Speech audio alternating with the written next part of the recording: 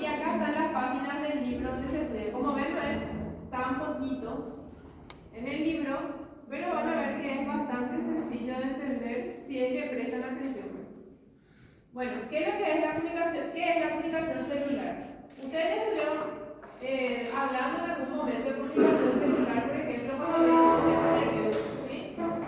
¿Por qué? Porque vieron neurotransmisores y evidentemente una señal química pasa de una célula a otra para que la otra ejecute una acción, para tenga un efecto en ella y se genere una respuesta. Entonces, la señalización celular es eso, es la serie de pasos, es el mecanismo que lleva a cabo una célula para generar una respuesta en una nueva célula que es la célula diana.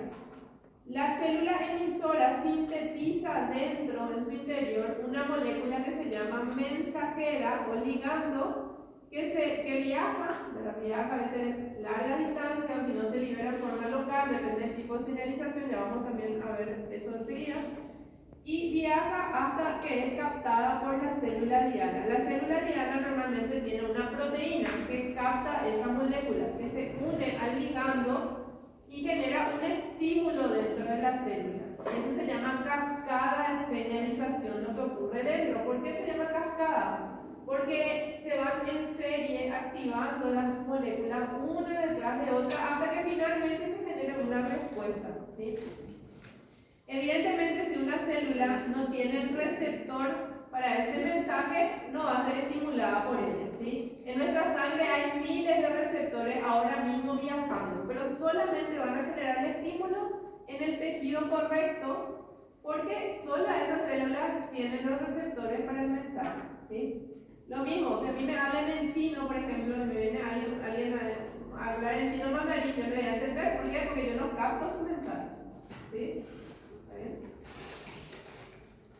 Bueno, la señalización celular tiene una serie de pasos como ven acá. Mira, ahora sí, ¿verdad? Son estos números que están acá, ¿verdad? Pero les voy a indicar.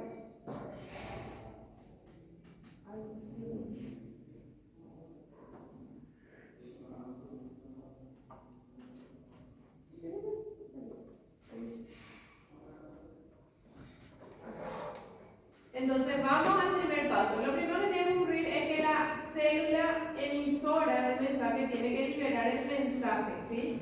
Entonces estas moléculas, como les dije, viajan y tienen que ser captadas por un receptor. Entonces una célula envía una señal y otra célula o la misma célula en algunos casos puede recibir la señal. Dentro de la célula se da la transducción de señal. Y no están equivocados, gente. Se dice transducción, no transducción. Es un nombre parecido, pero no es igual. ¿Sí? Con D, ¿sí? Transducción, no transducción. ¿Sí? Ducción, no traducción. ¿Sí? Bueno, ¿en qué consiste la transducción de señal? En una serie de activaciones en cadenas que se dan dentro de la célula que contiene el receptor para el mensaje. Siempre se dan esta serie de reacciones, sí, es compleja. Cuando ustedes estén allá en la residencia, por ejemplo, y estén haciendo su especialidad, muchos de ustedes van a estar estudiando cascada de señalización. ¿Por qué? Porque la mayoría de las terapias que usan fármacos se basan en interceptar esta señal para que se apague en algunos casos o generar una molécula, un medicamento, una molécula que reemplace a la señal porque por alguna razón ese paciente no está produciendo. Entonces, toda la farmacoterapia, todos los mecanismos de farmacología se basan en estudiar vías de señalización, ¿sí? Para resolver un problema que se está generando dentro de esa vía, ¿sí? Cuando ustedes conozcan las patologías, van a entender también cuánto o cuáles de estas señales están fallando, ¿sí? Y con eso van a avanzar justamente a la terapia para su paciente. No es lo mismo un paciente que tenga una diabetes porque no sintetiza el mensaje. ¿Cuál es el mensaje seguro en la diabetes? El mensaje no se sintetiza, a ver si alguien puede deducir. ¿Qué es lo que no producen o no pueden captar? Insulina, muy bien. Entonces el mensaje ahí puede ser la insulina. En algunos casos la diabetes tipo 1, por ejemplo, la insulina no se produce luego. el receptor de insulina falla. Al fin y al cabo, como es una misma vía de señalización, por dos caminos diferentes hay una falla. ¿Sí? ¿Está bien? Entonces, no siempre, por eso en la diabetes tipo 2 se necesita administrarle insulina al paciente. ¿Y qué pasa en la diabetes tipo 1? ¿Pueden dejar de recibir insulina ahí? No, porque ahí justamente el mensaje no se produce. ¿Sí? Los diabéticos de tipo 2 sí producen insulina, pero no hay suficiente receptores o están agotados. ¿Sí? Por malos hábitos, por carga genética, por alguna razón. ¿Ven cómo estudiar los mecanismos de señalización nos va a permitir generar el mejor tratamiento para nuestros pacientes? ¿Sí? Por eso que ustedes estudian señalización. Bueno, es muy común que una vía de transducción de señal otra vez genere más de un estímulo. Acá, por ejemplo, la respuesta puede ser, en este ejemplo, puede ser cualquier, esto es un caso hipotético nomás, que se altere la permeabilidad de la membrana para un ion y deje pasar cloro, sodio, potasio o lo que sea al otro lado. O por ejemplo puede haber un cambio en el proceso metabólico dentro de la célula, que la célula deje de producir una proteína que estaba produciendo, que se detenga eso. O al revés, que empiece a producir esa proteína que no estaba produciendo. ¿Sí? Y también se puede activar o reprimir un gen específico para no modificar algún tipo de proteína de respuesta. Acuérdense que muchas de las proteínas son enzimas, que quiere decir que sintetizan otras moléculas también. ¿Sí? Entonces, como dice acá, es un resumen de los mecanismos que se dan tanto desde el exterior hacia el interior de la célula que capta el mensaje. ¿Sí? La señalización se puede dar por diferentes vías. Ustedes ya sé que estudiaron en histología tipos de señalización celular. ¿Cuáles son las que estudiaron acá de esta lista? Voy a agrandar para que se vean.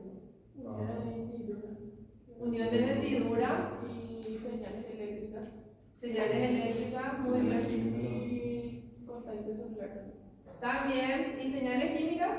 Endocrina y endocrina era más que nada, ¿sí? ¿Y por contacto dónde vieron? Vamos a ver, ustedes ya que estudiaron. Uniones de hendidura, ¿dónde vieron? ¿En qué tipo de tejido vieron? Por ejemplo, en las uniones epiteliales. Muy bien, células epiteliales, cuando vieron tejido epitelial, ¿sí? Entonces, eso es muy común en el tejido, las células que están unidas por uniones de hendidura. Por ejemplo, las del tejido epitelial. ¿Las señales eléctricas dónde vieron? En la célula del corazón. También las uniones motoras, por ejemplo, que hay entre las células nerviosas y el músculo. Ahora sí que las únicas células que pueden enviar realmente señales eléctricas son las neuronas. A veces pueden enviar a otra neurona, o sea, su célula diana en otra neurona, o a veces puede ser una célula muscular o una célula efectora. Por contacto celular, ¿dónde vieron?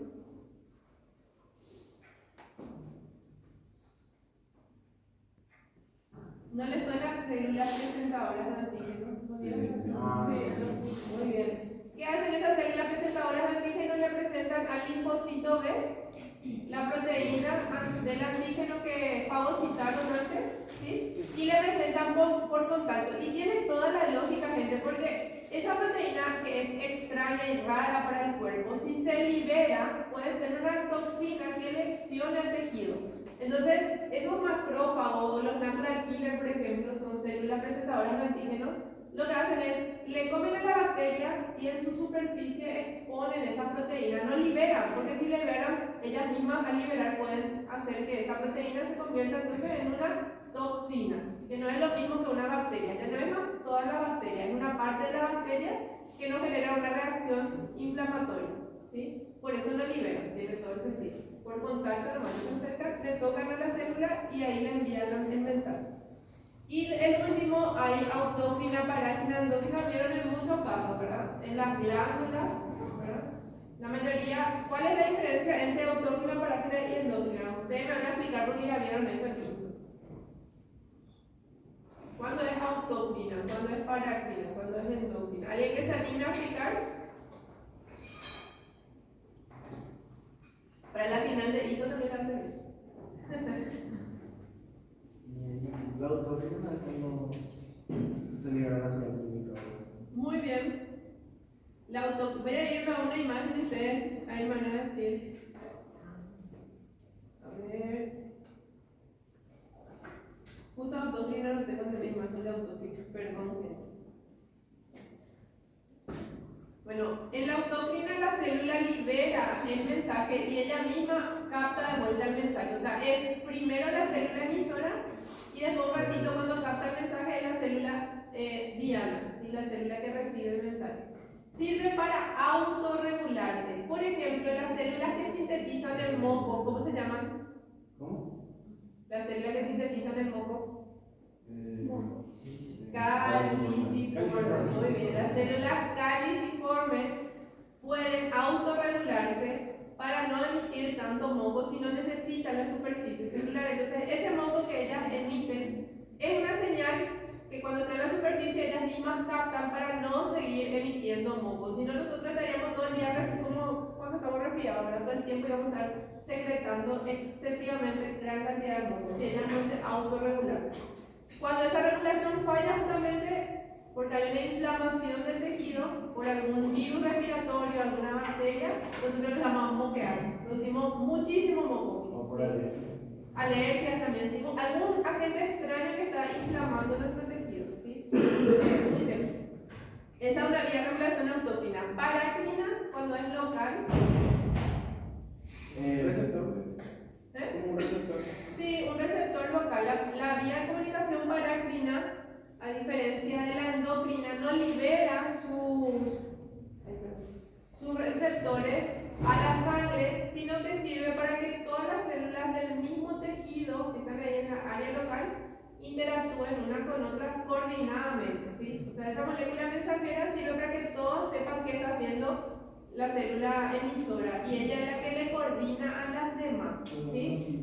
Por ejemplo, una regulación parácrina ocurre con la liberación de la eritropoyetina en el sistema, la médula ósea, para la maduración de los eritrocitos, para que esos eritrocitos maduren juntos a partir de la hematopoyética se libera el eritropoyetina. Entonces eso no viaja realmente a largas distancias. Y la endocrina, que ya saben, ustedes la que conocen, ¿qué es endocrina? Que le por ejemplo la cabeza baja. Sí, pero ¿dónde se libera la molécula mensajera? Por eso es endocrina. En la sangre. Para que una sintetización sea endocrina, el mensaje tiene que ir a través de la sangre, ¿sí? ¿Cuándo ocurre una sintetización endocrina? Cuando la célula que produce el mensaje, acuérdense que hay una célula siempre emisora del mensaje, está en otro tejido o en otro órgano. Entonces la sangre es el vehículo nada más que transporta ese mensaje hasta la célula diana, ¿sí? Las glándulas que son endócrinas siempre responden a estímulos que vienen de otro órgano. Hace rato dijiste el sudor, ¿sí? Las glándulas sudoríparas, las que producen el sudor justamente, responden a el sistema nervioso central. Entonces, cuando uno capta algún tipo de estímulo, por ejemplo, hace calor o la temperatura corporal intenta subir para regular la temperatura corporal, que es la homeostasis, en este caso de la temperatura, nuestro sistema nervioso le envía la señal a las glándulas sudoríparas para que empiecen a secretar el sudor, ¿sí? No es local, es a través de un transporte mediado por la sangre, ¿sí? ¿Cómo? No son los linfocitos los que envían. Las neuronas envían el mensaje, liberan en la zona y eso viaja a través de la sangre y llega a la piel, ¿sí? En las glándulas sudoríparas, la dérmica, básicamente.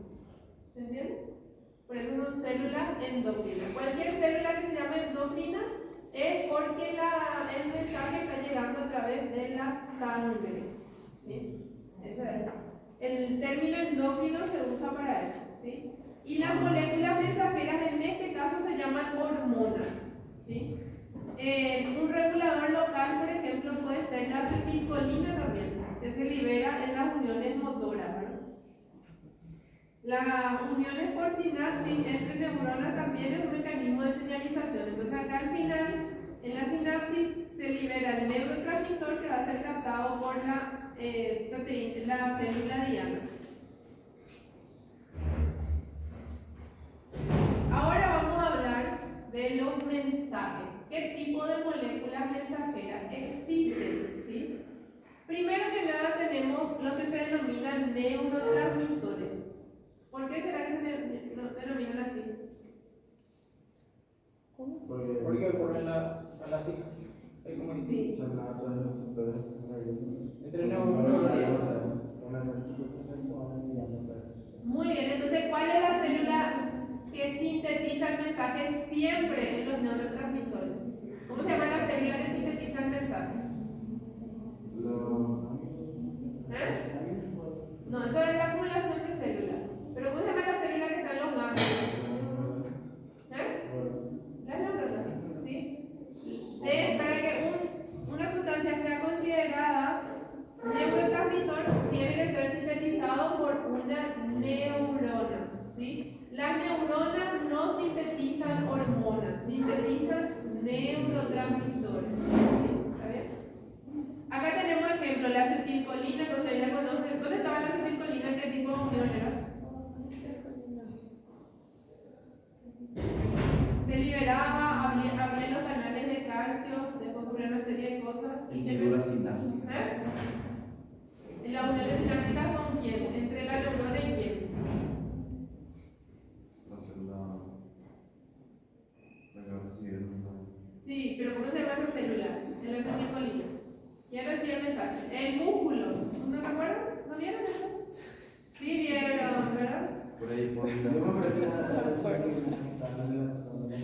Muy bien, se libera en la acción de las neuronas, pero ¿de qué tipo de neuronas? De las motoras, las que inervan el músculo estriado, ¿sí? Para la contracción voluntaria del músculo, ¿sí? Entonces ahí, esta es la que inicia la señal realmente. ¿Qué pasa en un paciente que no libera acetilcolina? ¿Qué les parece a ustedes? ¿Qué problema va a tener? Con los músculos esqueléticos.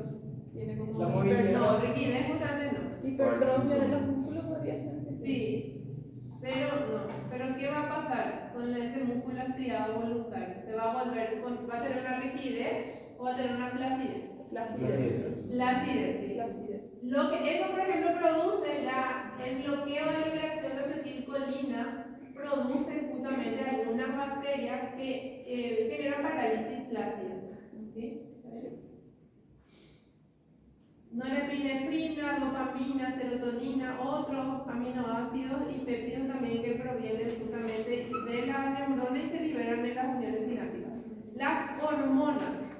Para que sea una hormona tiene que ir a través de la sangre, si no, no es hormona. ¿Sí? No todas las moléculas mensajeras son hormonas. Por eso, ¿sí? Como ven, hay muchas otras que funcionan estimulando a una célula diana y no necesariamente tiene que ser una hormona. Entre las hormonas, por ejemplo, ¿sí? Una pregunta, ¿también puede entrar en esa categoría de las hormonas tipo sexuales? Sí, exactamente. Todos los derivados del colesterol, que son el cortisol, la aldosterona, el estradiol, la progesterona, la testosterona, todos son hormonas. La vitamina D, el retinol, el ácido retinoico, todos son hormonas porque viajan a través de la sangre. ¿Sí? ¿Está bien? Después tenemos los reguladores locales. ¿Se acuerdan que hace rato les dije que hay una vía que se llama como local nomás? ¿Cómo es la que es local? Parácrina. Muy bien. Entonces, ellos van por la vía parácrina hacia el fluido intestinal. Esa zona no actúan, ¿sí? No van a la sangre para ser difundidos a largas distancias. Y acá tenemos el factor de crecimiento. Los factores de crecimiento, ¿qué les parece que van a activar en las células dianas? Y la producción. La producción de células, la división celular, el factor de crecimiento del tejido conjuntivo, por ejemplo, es un factor de crecimiento que produce la división del fibroblasto y también produce mayor síntesis de matriz de colágeno, etc. O sea, induce la fibrosis. Cualquier factor de crecimiento, hay muchos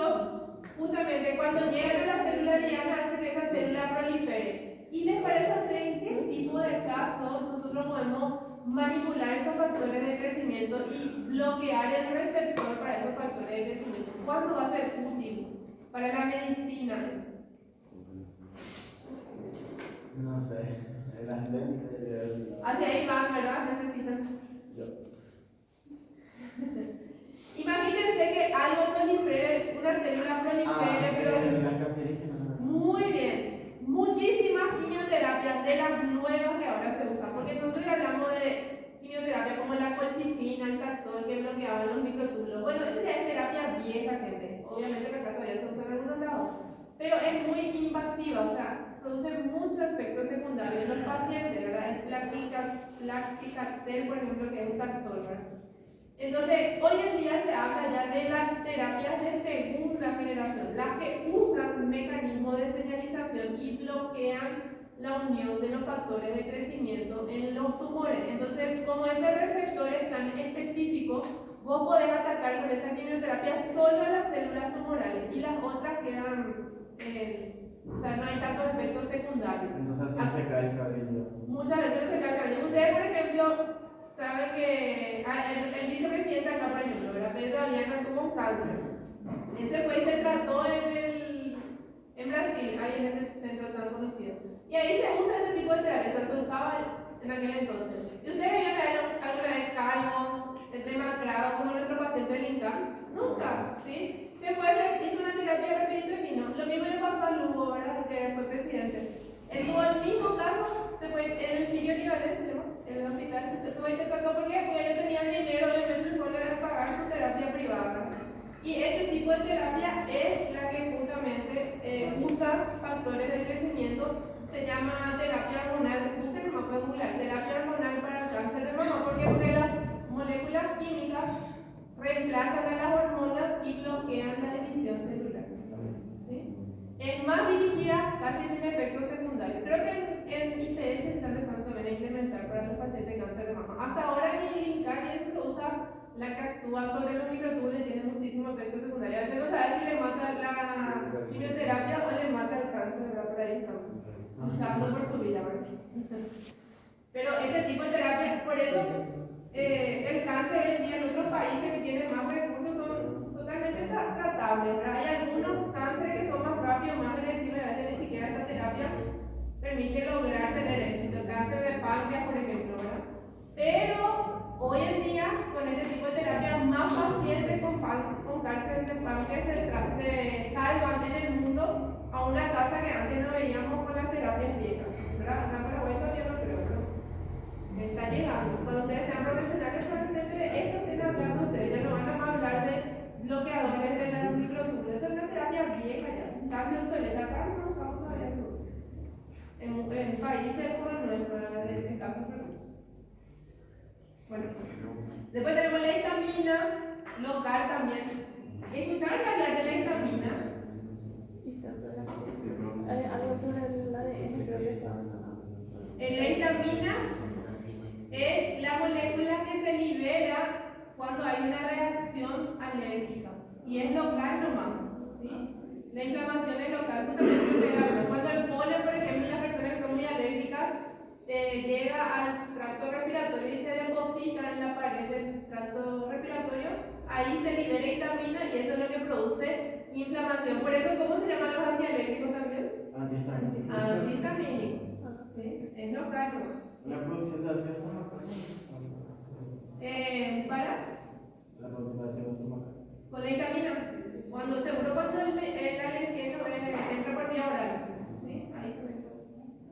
El óxido nítrico es un gas que también es local y induce la relajación del sistema circulatorio. Ustedes saben que el sistema circulatorio tiene el endotelio y después tiene el músculo liso que le rodea.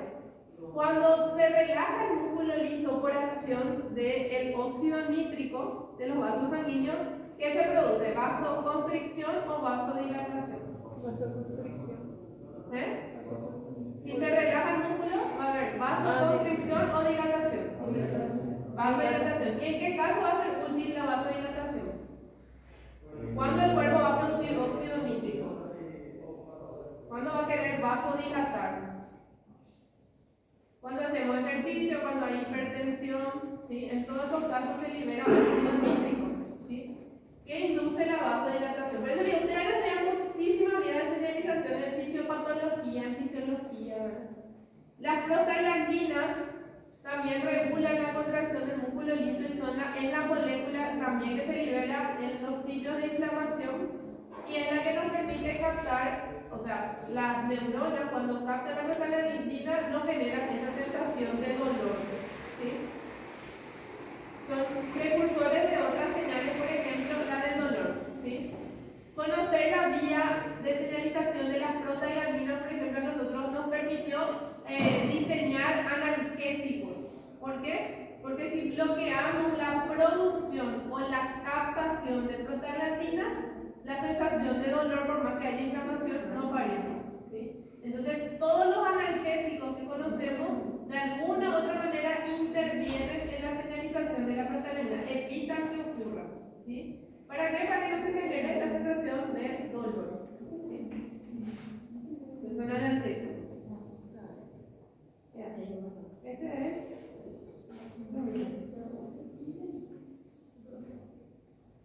Bueno.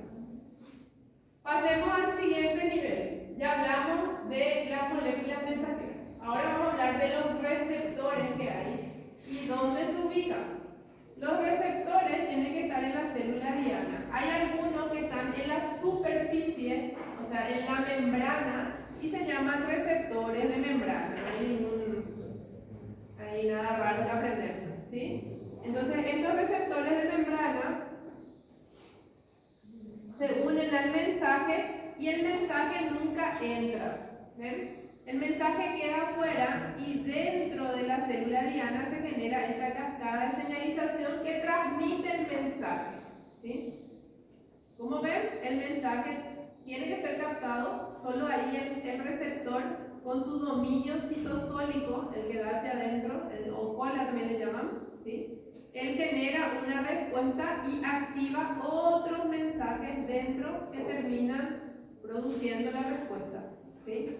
También existen receptores citoplasmáticos. En ese caso, la molécula señalizadora tiene que poder atravesar la membrana solita. Porque si atraviesa con una proteína, esa proteína ya es el receptor. La primera molécula que toca ese mensaje dentro de la célula diana es el receptor. Entonces, si este receptor es citoplasmático, esta molécula mensajera tiene que pasar por difusión simple a través de la membrana. Ustedes ya saben que es la difusión simple. ¿Cuáles son las moléculas de señalización que pueden hacer eso? Justamente todas las hormonas sexuales son pequeñas, son liposolubles, así como van a aprender también transporte de membrana en biofísica el semestre que viene, van a hablar de eso. Entonces estas moléculas liposolubles entran nomás, sin necesidad de alguien que les transporte.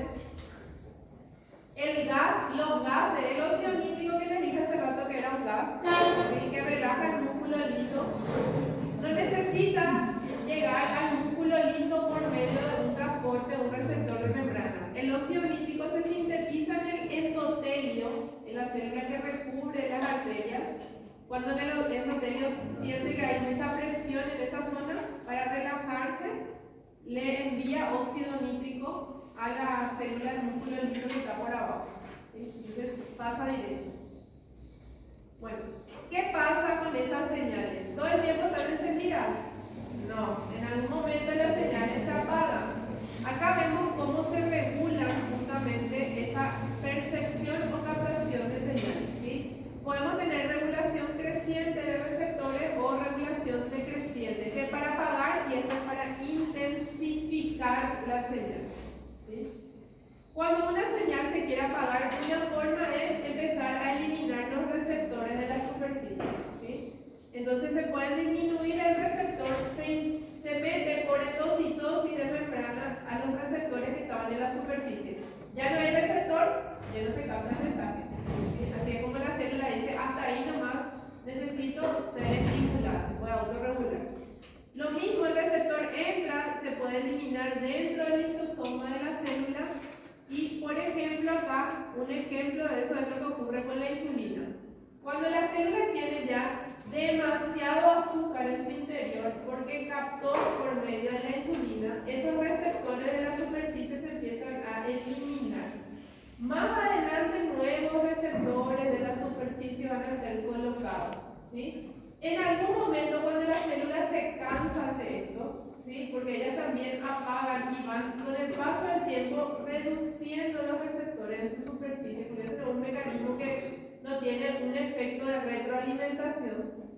Esas células se cansan y dejan de captar justamente la glucosa porque van desapareciendo los receptores de insulina que están en su superficie. ¿Cómo se le llama ese tipo de diabetes? ¿Le dije hace rato? Tipo 2. Sí.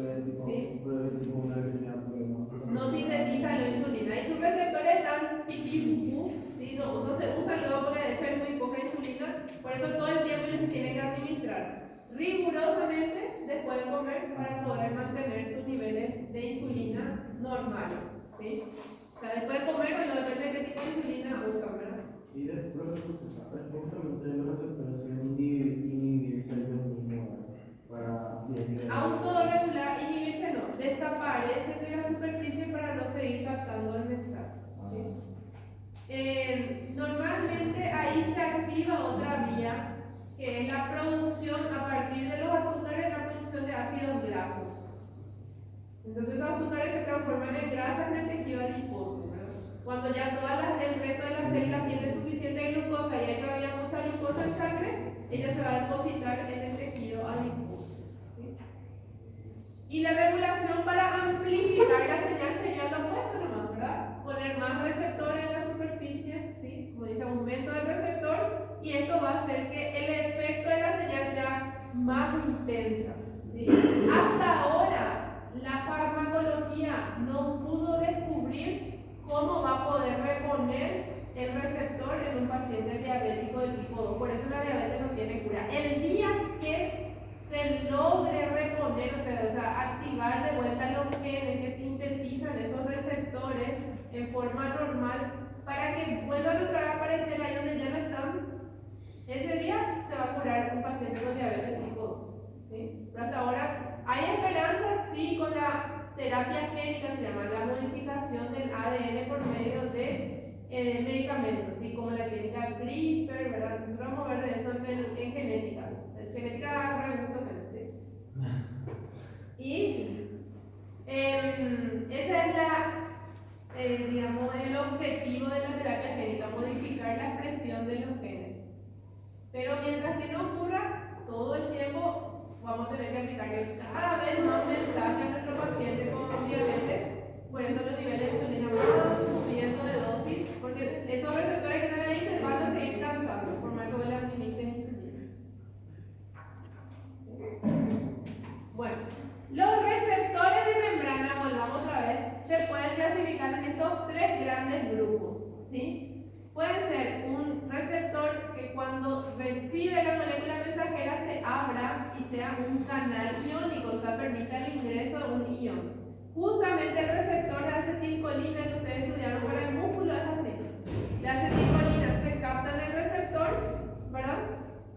Acá la acetilcolina se capta en este receptor y ahí recién el canal se abre y deja el paso para el ingreso de sodio a favor de su gradiente. No necesitamos ATP acá.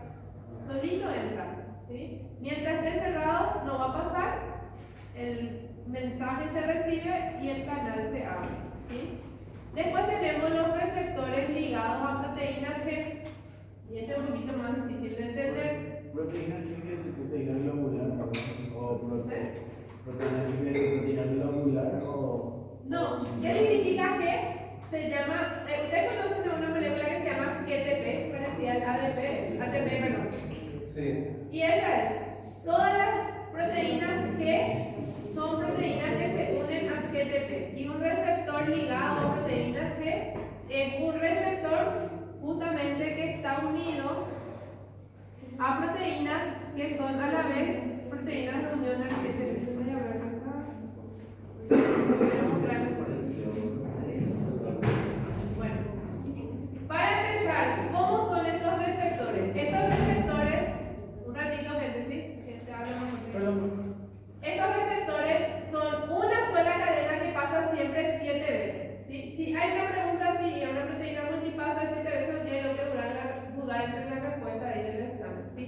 tiene que ser un receptor acoplado a proteína G. ¿Cuáles son las proteínas G? Estas tres que ven acá, ¿sí? ¿Ven? Estas tres que están acá son las proteínas G. Por eso se llama receptor acoplado a proteína G. No es que él es una proteína G, son las otras tres que están acá.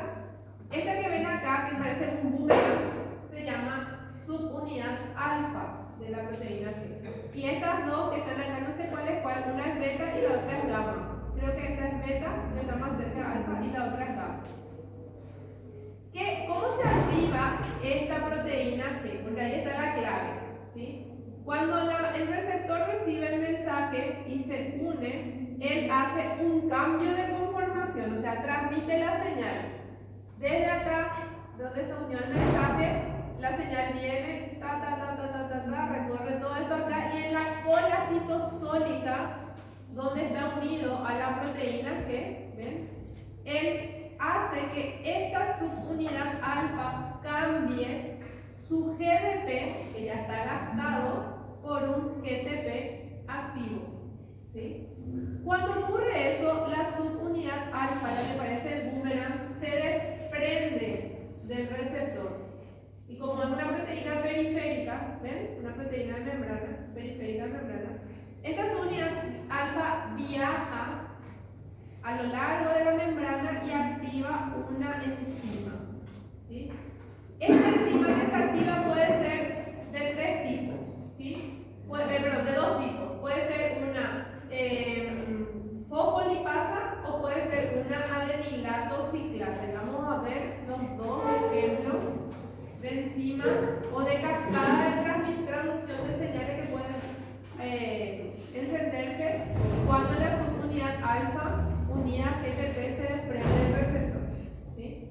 Entonces entienden ya por qué es acoplado a proteína G. No se olviden cuáles son las proteínas G. Es esta que está acá, la G alfa, la G beta y la G gamma. Cuando intercambia su GDP por un GTP, la alfa se enciende, ahí recién se activa la proteína G. ¿Y qué hace? Si este es el receptor y estas son las proteínas, la proteína alfa activa con unidad GTP se desprende y viaja para activar otra enzima más, ¿sí? Y esa enzima que se activa al final, esa puede ser de dos tipos: fosfolipasa C o puede ser una adenilato ciclasa C, ¿sí? Entonces, GDP puede ser como una llave universal. Para abrir dos puertas diferentes, depende del tipo de célula. Muy bien, eso sí. No universal porque no es que abre toditas las vías, por eso tenemos varios tipos de receptores, ¿sí? Si uno solo enciende todas las vías, la vía dejaría de ser específica. Quiere decir que, por ejemplo, una señal te puede generar una contracción, así como te podría generar una reacción alérgica al mismo tiempo, y eso no ocurre. ¿Se entiende? Bueno, y por último, los receptores que son enzimas. ¿Por qué son enzimas? Porque son quinasas. Estos receptores asociados a enzimas son receptores que en su residuo de tirosina, ¿ven? Este es un receptor apagado, ¿sí? Inactivo. Y cada una de estas tirosinas, ¿saben lo que es tirosina, verdad? Aminoácidos, ¿sí? Estos aminoácidos de tirosina, ¿ven? Están sin fosfato, sin fósforo, ¿sí? Cuando el receptor carga el mensaje, pero se une al mensaje, el propio receptor tiene acá un sitio activo quinasa. ¿Saben lo que es una quinasa? Quinasa también no es aminoácido. No. Quinasa es el nombre. Pueden anotar esto que les va a ser re útil para toda su carrera. Una quinasa, cada vez que ustedes escuchen quinasa.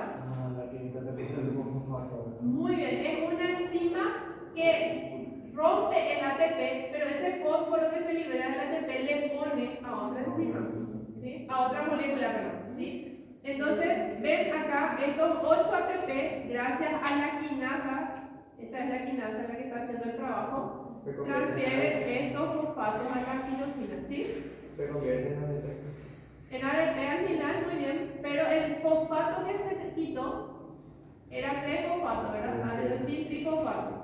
Si vos le quitas uno, se queda como ADP, pero este ADP no se usa. El que se usa ahora es el fósforo, ese que sí liberó, así se usa. Y cuando recibe el fosfato, ella se enciende y puede activar también otras vías. Esa es la transformación que sufre. Sin fosfato, cuando está apagada, y cuando se activa, la quinasa le fosforila al receptor. ¿Sí? Por eso se llama receptor tirosina quinasa. ¿Sí? Todos los factores de crecimiento que les mencioné hace rato que servían para la quimioterapia, etcétera, que se usan hoy en día, se estudia para la quimioterapia, perdón, son este tipo de receptores. Todos los factores de crecimiento usan receptores tirosina quinasa y también la insulina usa esta familia de receptores. ¿Sí? Así son, de este tipo. Todos son tirosina quinasa. La insulina se une acá y el receptor se fosforila. ¿Sí? El factor de crecimiento se une acá y el receptor se fosforila. ¿Sí?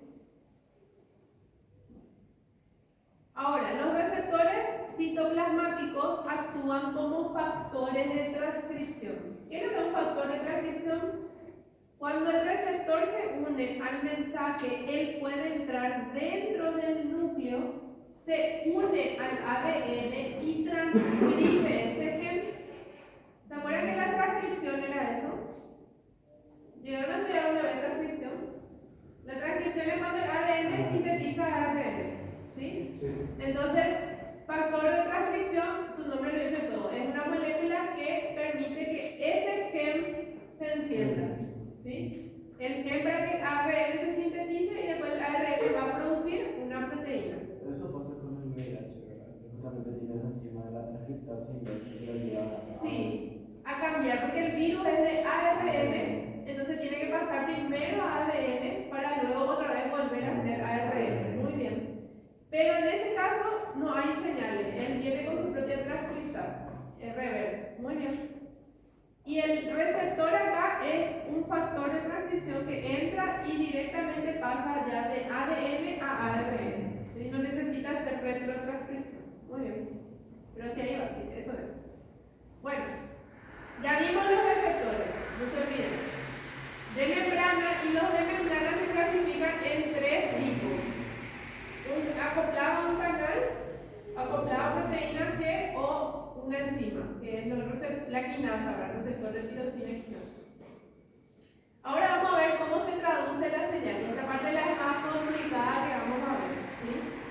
¿Por qué? Porque como les dije, pueden activar muchísimas vías diferentes. ¿Ven? Ahora los dibujitos ya son más complicados. ¿Sí? Los receptores asociados a enzimas, que son los últimos que acabamos de ver, hacen esto que ven acá, una cascada de fosforilación, también dependiente de quinasas. Todas son quinasas. ¿Ven? Cuando él se activa, transmite la señal adentro de la célula. ¿Y cómo lo transmite?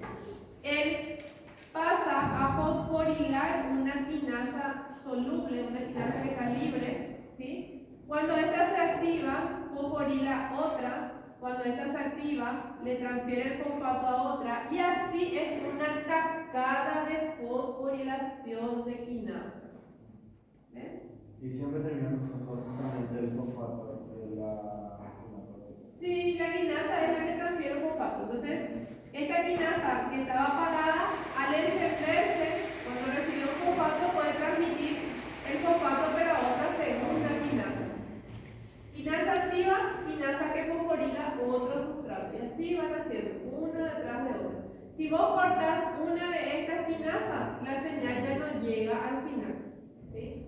Por eso, como les dije, mucho de la industria que desarrolla quimioterapia hoy en día estudia estas vías de señalización para saber cómo puede bloquear la producción de los factores de... ¿Cómo se llama? Los factores de crecimiento. ¿Sí? Por eso cuando uno hace una biopsia de un tumor o algo así, antes de hacer la quimioterapia tiene que saber qué tipo de receptores hay en la superficie. ¿Usted alguna vez leyó un informe del anatomopatólogo de algún pariente, algún familiar que tenía cáncer? ¿Y qué decía su informe? Estaba lleno de nombres. CDC, ¿sí? Esos son nombres de receptores de la superficie. Para saber qué tipo de receptores está produciendo justamente está abundando más y por eso se está captando una señal para la proliferación celular. ¿Sí? Y en base al receptor que expresa, el oncólogo va a elegir la mejor quimioterapia. No siempre va a poder. ¿Por qué? Porque hay el factor económico, ¿verdad? Siempre lo ideal es el oncólogo va a saber, obviamente, porque va a estar actualizado una especialidad que todo el tiempo ellos participan y se actualizan, ¿verdad? Con las nuevas terapias. No siempre va a poder darle al paciente lo mejor para ese paciente, pero va a darle entre las posibilidades lo mejor que pueda. Por eso tiene que saber qué receptores hay en su superficie. Todos esos informes, donde ustedes vean CDC2, IF, todos son receptores de superficie. Y de acuerdo al número de receptores, está diciendo qué tipo expresa la superficie celular. ¿Sí? No va a ser la misma terapia para todos los pacientes con cáncer de mama, por ejemplo. Porque hay unas que son hormonales. Exactamente, las terapias hormonales son estas, las que se construyen para cada paciente, por eso son tan caras. ¿Sí? Para el receptor que tiene ese paciente en la superficie. Si le gusta esta parte, van a trabajar muchísimo con receptores. Acá también, para decirle también el primer semestre, ya te das cuenta ahora más o menos qué te gusta. Si te gusta más la anatomía, y bueno, para la cirugía, por ahí está, con el paso del tiempo, en el tercer año, pues ya van a saber qué especialidad quieren. Si tenían ya una, puede ser que cambien. O puede ser que se enamoren más de esa que tenían luego pensado. Bueno, la ruta de señalización ligada a canales iónicos. ¿Sí? Acá, por ejemplo, tenemos dos neurotransmisores. Uno se llama GABA, que es el ácido acetil-aminobutírico. ¿Sí? El ácido gamma-aminobutírico también le llaman acá. Bueno, el derivado del ácido araquidónico también. Y la acetilcolina, ya saben que abren los canales de sodio en las uniones monolas. Esta es la que ustedes habrán estudiado hasta ahora. GABA, ¿alguna vez estudiaron el GABA? O sea, ya leí. Ya leyeron, pero no se acuerdan dónde. Sí. Cuando abren la lengua con el señor de... Resina prisa. Ah, sí. ¿Sí? Bueno, abren canales pero de cloruro, ¿sí? Inhiben la señalización neuronal y hay muchas moléculas que usan el mismo receptor que el GABA y se unen a ellos, por eso generan también respuestas similares. Por ejemplo, los barbitúricos, el Valium, que es la benzodiazepina, ¿sí? Se unen también a estos receptores GABA en vez de sintetizar ese ácido gamma aminobutírico. Estos fármacos reemplazan, ¿verdad? Y por eso tienen esa acción relajante, esa acción medio de bloquear los estímulos. ¿Sí? El GABA también tipo permite el equilibrio cerebral, el equilibrio del No, presidente, para iniciar la señal, no son moléculas reguladoras del equilibrio ácido-base. ¿Eso a eso te referís? No, no son. Bueno, después, ¿cómo terminan los receptores ligados a proteínas GC? ¿Se acuerdan que les dije solo en la primera parte? Se activan, ¿sí? Pero ¿qué moléculas activan? Bueno, estas son la serie de pasos que les expliqué hace rato, ¿verdad? El GDP, cuando la molécula señalizadora llega al receptor, el GDP se libera y en su lugar ingresa un GTP. La subunidad alfa de la proteína unida GTP se va a separar, ese que parecía un número, y va a una enzima para activar, ¿sí? Ella misma es una GTPasa que después va a hidrolizar un GTP para apagar de vuelta la señal, ¿sí? La proteína reactivada entonces inicia la transducción dentro de la célula, uniéndose con una proteína que puede ser de dos tipos, la fosfolipasa C o la adenilato ciclasa. ¿Sí? Bueno, ¿qué pasa si la proteína en la que se une la subunidad alfa es una adenilato ciclasa? Esta enzima adenil ciclasa produce AMP cíclico a partir del ATP. ¿Sí? ¿Ven? El ATP hidroliza, libera dos fosfatos y produce AMP cíclico. Y el AMP cíclico es el segundo mensajero que viaja dentro de la célula y puede activar varias vías de respuesta. Vamos a ver enseguida una lista de cosas de señalización, de vías de señalización, perdón, que son activadas por el AMP cíclico. Entonces, empieza acá. El receptor libera la subunidad alfa cuando esta se une al GTP, activa la adenilato ciclasa o adenilir ciclasa y a la vez esto sintetiza AMP cíclico. ¿Cómo se termina apagando la señal? ¿Cómo se elimina el AMP cíclico? Por una otra enzima que está acá adentro que se llama fosfodiesterasa, que transforma el AMP cíclico en AMP normal, que no es cíclico. ¿Sí? Bueno, entonces este es un interruptor, la fosfodiesterasa apaga el mensaje al final, ya que desactiva al AMP cíclico cuando este receptor se termina liberando el mensaje. O sea, cuando se apaga, enseguida se deja de sintetizar también AMP cíclico. ¿Sí? Ahí, puedes cerrar esa puerta.